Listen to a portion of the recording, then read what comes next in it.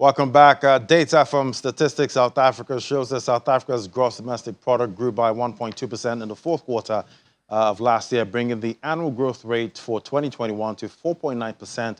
Well, let's drill down on this numbers with Matt Kindiger, practice lead, software in Africa in front of you. Great to have you on the program. For having me on the program today.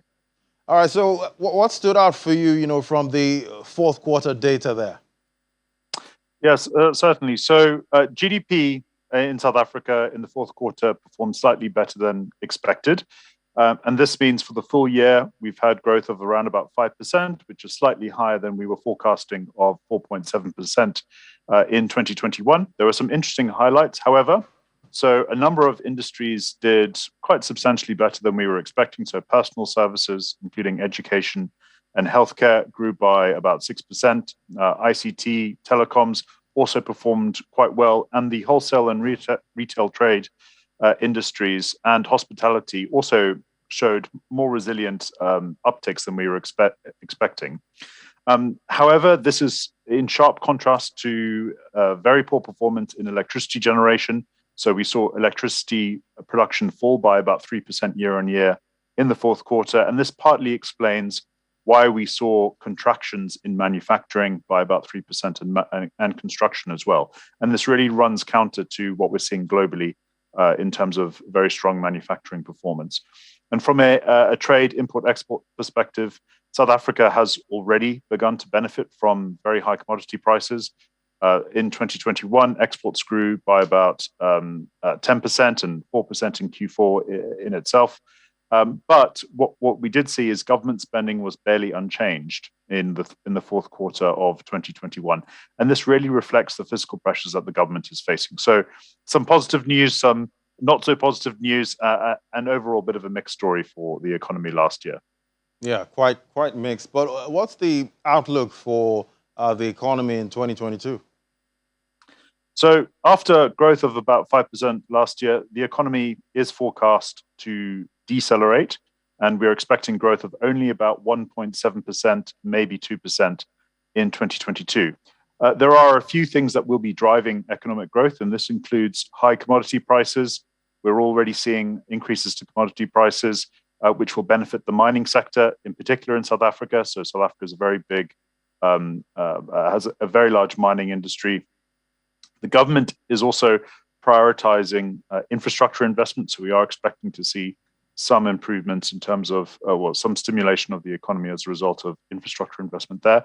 But there are a number of factors that will curtail South Africa's growth potential. This includes chronic electricity shortages, which have become a lot worse over the last 6 months or so. This will curtail productivity in the manufacturing industry, which is also very important for job creation in South Africa. We also have record high unemployment, which is actually the highest rate in the world. So this will curtail consumer spending as well.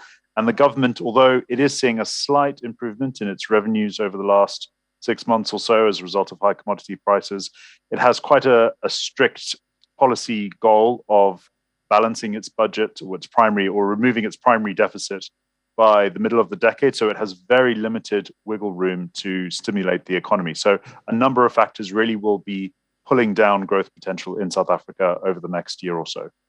Right, and obviously the Ukraine conflict, how do you see it affecting the South Africa's economy this year?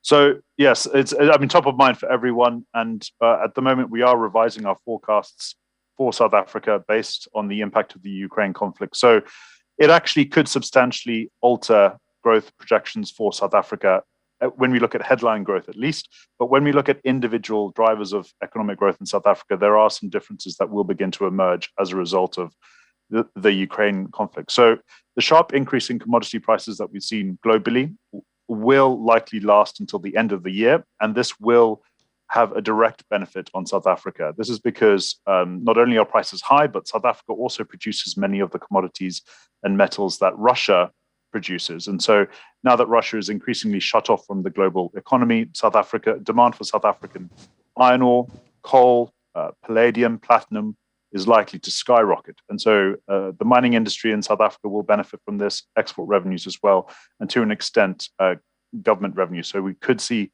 an uptick in government spending and exports. However, globally, we are seeing higher inflation. South African consumers will be extremely susceptible to this because unemployment is so high. Even if headline growth driven by export revenues and government spending does improve, we are expecting to see consumers really feel the brunt of higher agriculture commodities as well as higher fuel prices. So South African consumers extremely sensitive to higher fuel price inflation. So certainly a bit of a concern there. And also some of South Africa's industries, especially its automotive manufacturing industry, is quite exposed to a potential economic slowdown in Europe. So demand for exports from South Africa to Europe could be negatively affected depending on how long and how bad the Ukraine conflict becomes over the next year. Quite interesting. And I saw today that President Cyril Ramaphosa has been called on to actually mediate between Russia and Ukraine. Are you hearing anything about that?